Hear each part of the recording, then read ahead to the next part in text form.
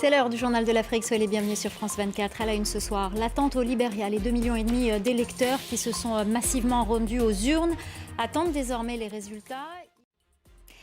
Au Libéria, les électeurs attendent désormais les résultats des élections générales. Le vote s'est tenu mardi et ils étaient nombreux à accomplir leur devoir électoral. Le dépouillement qui a commencé après la fermeture des bureaux de vote devrait durer plusieurs jours. Les précisions de notre envoyée spéciale à Monrovia, Julia Guggenheim. La mobilisation des professionnels de la presse en Guinée. Ce mercredi, ils ont entamé une série d'actions pour alerter l'opinion sur les violations de leurs droits. Les militaires au pouvoir au Niger ont ordonné à la coordinatrice de l'ONU dans le pays de quitter le territoire dans les 3 jours. Et puis la junte au pouvoir à Bamako a décidé d'annuler l'autorisation donnée à Air France de reprendre ses vols sur le Mali. Air France avait annoncé mardi qu'elle allait recommencer à desservir le pays à partir de vendredi, après 2 mois de suspension dans un contexte de tension.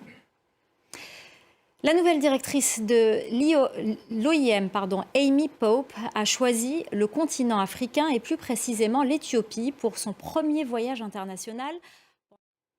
Notre invité ce soir, vous le connaissez, c'est un habitué de notre plateau, Serge Billet. Il est avec nous pour nous parler de son nouveau livre, Adolf Hitler,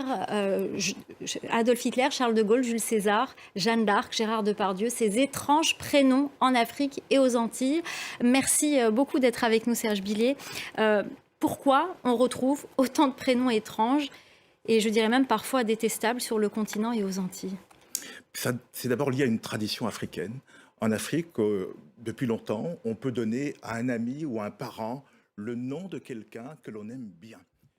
Donc oui, les prénoms sont lourds à porter, il faut faire très attention aux prénoms que l'on donne à ses enfants. Et si on peut donner des prénoms africains, c'est encore bien. Ah bah c'est noté. Ça peut être aussi dur d'ailleurs, je termine avec ça, de donner un prénom prestigieux comme Nelson Mandela, Thomas Sankara, Patrice Lumumba. Ça peut être dur aussi à porter. Ça peut être dur à porter, mais je vous prends l'exemple de celui qui s'appelle De Gaulle, il le vit bien.